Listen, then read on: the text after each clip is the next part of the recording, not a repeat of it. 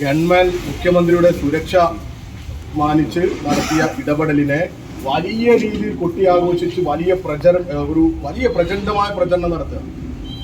എന്തൊക്കെ രീതിയിലെ പ്രചരണം നടത്തുന്നത്? മറുവശത്ത് നോക്കൂ, ഒരു നിരപരാധിയായ മിടുക്കനായ ഒരു എഞ്ചിനീയറിംഗ് വിദ്യാർത്ഥിയെ ക്രൂരമായി കൊലപ്പെടുത്തിയ ഒരാളെ പിടിച്ച് DCC മെമ്പറാണ്. എന്താ ഇവർക്ക് പറയാനുള്ളത്? ഇന്ന് ആ കൊലപാതകി പോസ്റ്റ് എന്താ പോസ്റ്റ് ഇട്ടത്?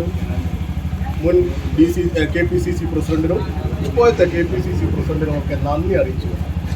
ഇത് ഈ കോൺഗ്രസിന്റെ യഥാർത്ഥ മുഖം ജനങ്ങളെ കാണിക്കുന്നതിന് ഉള്ള ഒരു അവസരം കൂടി തന്നെയാണ്. കോൺഗ്രസിൽ നിന്നും ഇതിന്റെ അപ്പുറത്തേക്ക് ഞങ്ങളൊന്നും പ്രതീക്ഷിക്കുന്നില്ല.